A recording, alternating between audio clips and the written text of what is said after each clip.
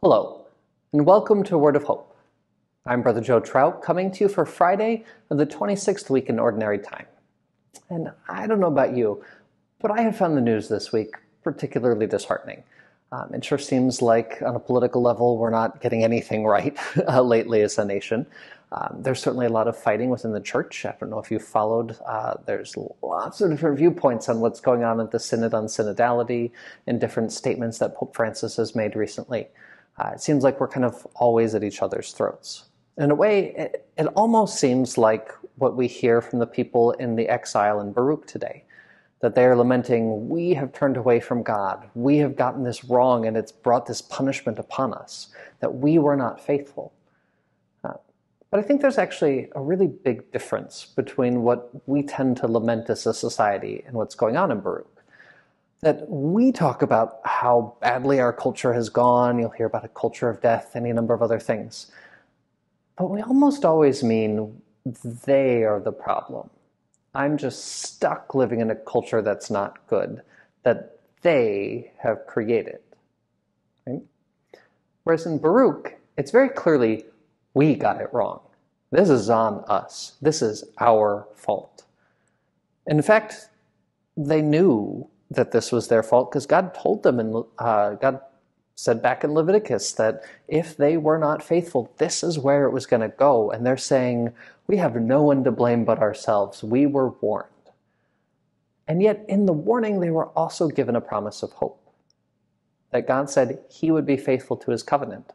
And that if they were to repent, they could try anew to glorify God. Because that's what they were called to do, to be a light to all of the nations, to reveal God to the world. And if they turn back to him, he will give them again the chance to glorify him. He will again be faithful to them. Right? It's not such an easy thing to do. Right? We'd like to just say, woe to you, which Jesus does in the gospel. Right? Jesus is not afraid to call people out and not afraid to identify problems in society. But he also dies for the guilty people when he isn't. He chooses to enter into our misery and our suffering and to identify with those of us who have gotten it horribly wrong and to bear that weight, to identify with the we who have messed it all up, to make things new. I think that's what we're called to do in a broken society. We can't play the games of they got it wrong. We have to say again and again, God, have mercy on me, a sinner. God, have mercy on us. We have failed to glorify your name. Call us back to you. Give us a chance to try again, to be your people and to be your light to the nations.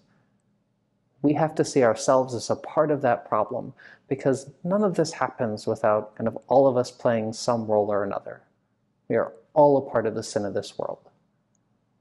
And so that's our choice. We can lament and find nothing but despair and misery and dread of whatever elections might come next or whatever catastrophe might come ahead for us. Or we can repent and find tremendous hope in the mercy of God. Have a wonderful day, and God bless.